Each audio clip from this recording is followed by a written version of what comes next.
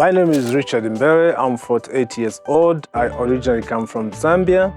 I came here to study and I studied chemical engineering at Warsaw Technical University. Then I did a doctorate at the University of Warsaw.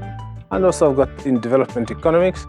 And also I've got an MBA from the University of Calgary. Currently I work as a professor of international economics and management at Lazarski University. And I'm also an commentator on the economic state of affairs in Poland.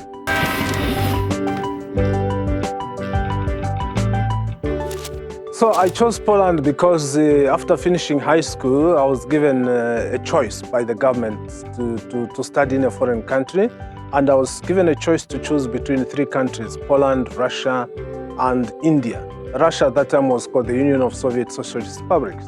And naturally, Zambia being a country which had socialist inclinations, so we knew that Poland was a country which at least had some freedom, even if it was a socialist, communist country, because first and foremost there was the Solidarity Free Trade Union under Lech Wałęsa, which was fighting for the rights of their workers.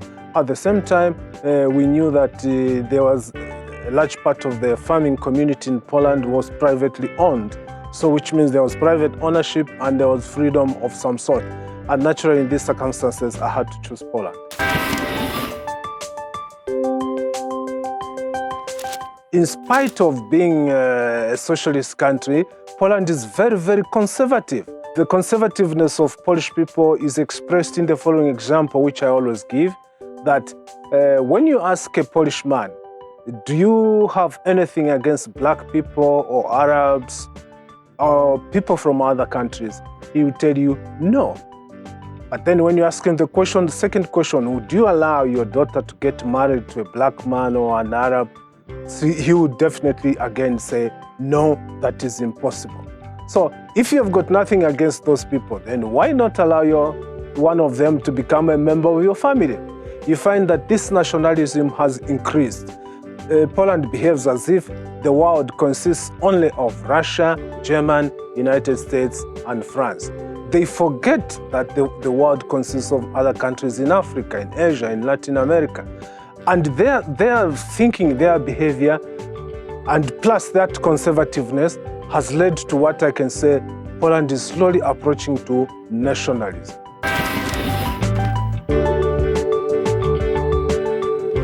Polish cuisine is not attractive to me in the sense that there's little innovation. It's always the standard kotlet panierowane, mięso w własnym sosie. They don't add anything to make it look attractive. Of course, I won't say that it's totally bad. There's nothing I like. I like, for example, golonka. It's nice and manly. I like bigos because of the original taste.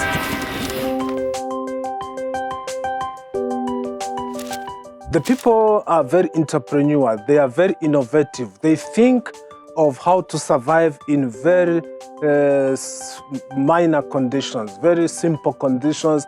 They survive.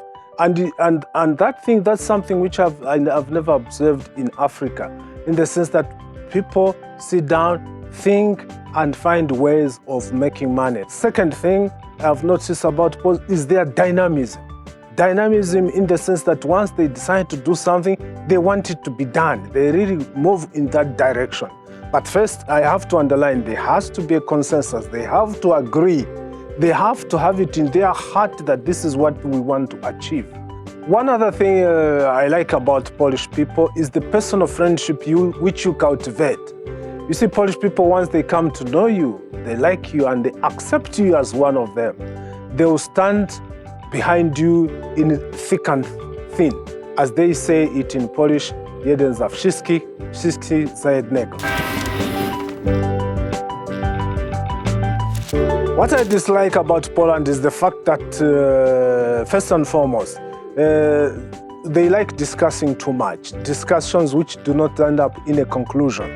You don't know what to do afterwards. They give up every doubt, every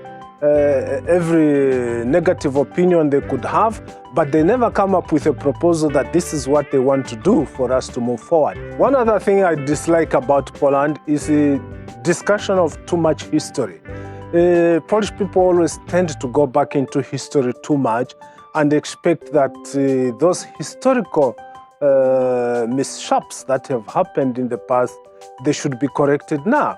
And I don't think it is necessary, especially that most of the people we want to blame for those mishaps, they are not responsible because in those days they were not there, or they never took part in these situations.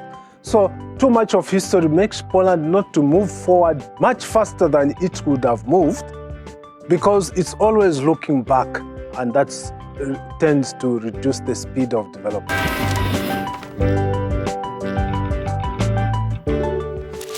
I remember again when we were in the language school, we were going in the tram to the university, and then here comes the ticket controller, the conductor who is checking the tickets. So one of the students from one of the Arab countries, a girl, she told the conductor that she doesn't have the ticket with herself.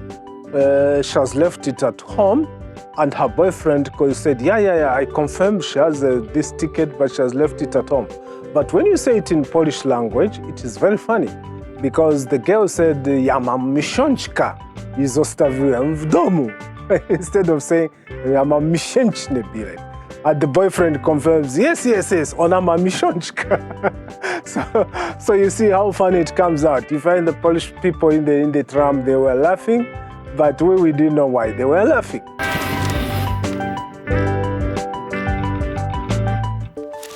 Oh, well, Polish women, for me, they first and foremost have to say it frankly and say the truth. I'm married, so I'm not under any influence.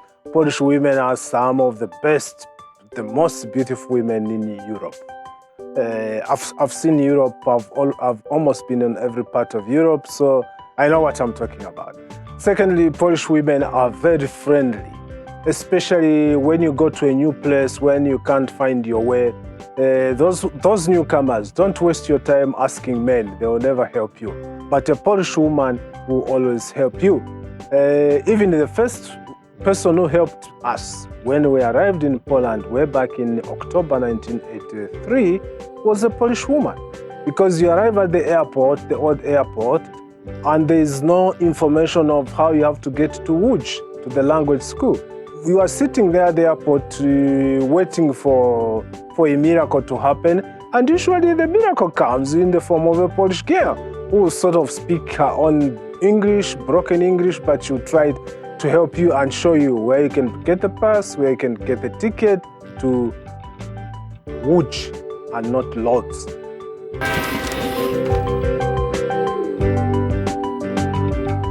I can give an example, social hierarchy. In case of social hierarchy, in our society, the most important person is the man, followed by a woman, their children, and then animals are on the lowest ladder of the social hierarchy. In Poland, it's different. And I can give an example of an old student when we were in the language school who told us, you guys remember that the most important person in Poland is a woman, followed by her dog, then the husband, and we were really shocked. We asked him, what about the children? So he said, okay, the children, that's when they come in. But watch out, there are some families where the children are less important compared to the dog or the cat. Pozdrawiam internautów Wirtualnej Polski. Muriszani ma Wirtualne Polski.